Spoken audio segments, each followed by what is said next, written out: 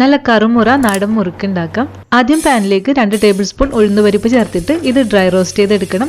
ഈ ഉഴുന്നുപരിപ്പ് മിക്സിയുടെ ജാറിലേക്ക് മാറ്റി ഇതിന്റെ കൂടെ 1 ടേബിൾ സ്പൂൺ പൊട്ടുകടലയും ചേർക്കാം. പൊട്ടുകടല ഇല്ലെങ്കിൽ പകരം 2 ടേബിൾ സ്പൂൺ കടലപ്പൊടി ചേർത്താലും മതി. ഇനി ഇത് നല്ല ഫൈൻ ആയിട്ട് പൊടിച്ചെടുക്കണം. എന്നിട്ട് വലിയ തരികൾ ഒഴിവാക്കാനായിട്ട് അരിപ്പയിലൂടെ അരിച്ചെടുക്കണം. ഇതിലേക്ക് 1 കപ്പ് നൈസ് ആയിട്ടുള്ള അരിപ്പൊടി ചേർക്കാം. ഇടിയപ്പത്തിനൊക്കെ ഉപയോഗിക്കുന്ന വറുത്ത അരിപ്പൊടിയാണ്. കൂടെ 1 ടീസ്പൂൺ മുളക് പൊടി ചേർക്കാം. 3-4 നുള്ളു കായംപൊടി ചേർക്കാം. 2 ടേബിൾ സ്പൂൺ ബട്ടർ ചേർക്കാം.